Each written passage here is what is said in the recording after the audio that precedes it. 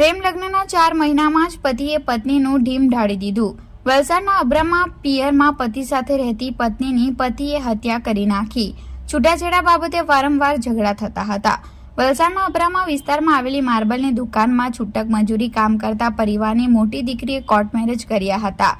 યુવકના માતા પિતા પુત્ર વધુને સ્વીકારવા તૈયાર ન હતા, જેથી યુવક તેના સાસરે પત્ની અને સાસુ સસરા સાથે રહેતો હતો।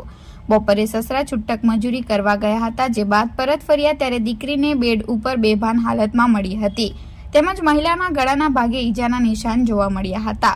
નજીકની હોસ્પિટલમાં સારવાર માટે ખસેડાતા ફરજ ઉપરના હાજર તબીબે યુવતીને મૃત જાહેર કરી હતી। વલસાડના અબ્રામા વિસ્તારમાં રહેતા અનિલભાઈ કિશનભાઈ રાઠોડ તેમની 2 દીકરીઓ અને પત્ની સાથે રહે છે। અબ્રામા ખાતે આવેલી માર્બલની દુકાનમાં છૂટક મજૂરી કરી પરિવારનું ગુજરાન ચલાવે છે। તેમની પત્ની ઘરકામ કરવા જાય છે। 22 વર્ષીય તેમની મોટી દીકરી જિજ્ઞાએ 14 ડિસેમ્બર 2023ના રોજ વૈભવ નાયકા સાથે કોર્ટ મેરેજ કર્યા હતા, જે બાદ વૈભવના પરિવારના સભ્યો જિજ્ઞાને સ્વીકારવા તૈયાર ન હતા, જેથી વૈભવ થોડા દિવસ તેના સાસરે અને થોડા દિવસ જુજવા ખાતે રહેતા મામાના ઘરે રહેતો હતો। જિજ્ઞા વાવફળિયામાં આવેલી એક ખાનગી કંપનીમાં નોકરી કરતી હતી। જિજ્ઞા અને વૈભવ વચ્ચે લગ્નના માત્ર 4 માસમાં જ છૂટાછેડા લેવા જેવી બાબતે ઝઘડાઓ થતા હતા। છૂટાછેડા આપવા માટે વૈભવ વારંવાર મેરેજ સર્ટી માંગતો હતો અને જિજ્ઞા તેની સાસરીમાં તેને સ્વીકારતા ન હોવાથી મનમાં દુઃખ થતું હતું। જિજ્ઞાની બહેન અને માતા 19 એપ્રિલના રોજ જિજ્ઞાના નાનાના ઘરે કામ અર્થે ગયા હતા અને 20 એપ્રિલના રોજ અનિલભાઈ છૂટક મજૂરી કરવા ગયા હતા। બપોરે આવ્યા ત્યારે ઘરમાં કોઈ ન હતું, જેથી અનિલભાઈ સૂઈ ગયા હતા।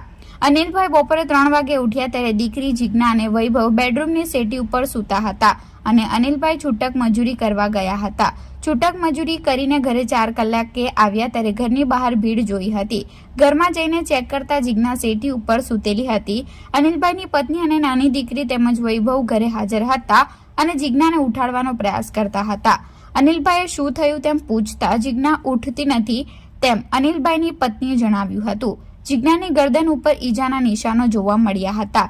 ઘટના અંગે સ્થાનિક લોકોએ 108 બોલાવી જિજ્ઞાને 108માં નજીકની ખાનગી હોસ્પિટલમાં ખસેડી હતી।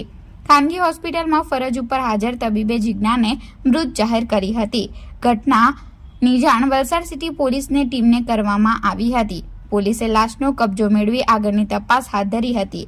વલસાડ સિવિલ હોસ્પિટલ ખાતે જિજ્ઞાની લાશનું પીએમ કરાવતા જિજ્ઞાનું ગળું દબાવવાથી હત્યા થઈ હોવાનું પ્રાથમિક રિપોર્ટમાં બહાર આવ્યું હતું।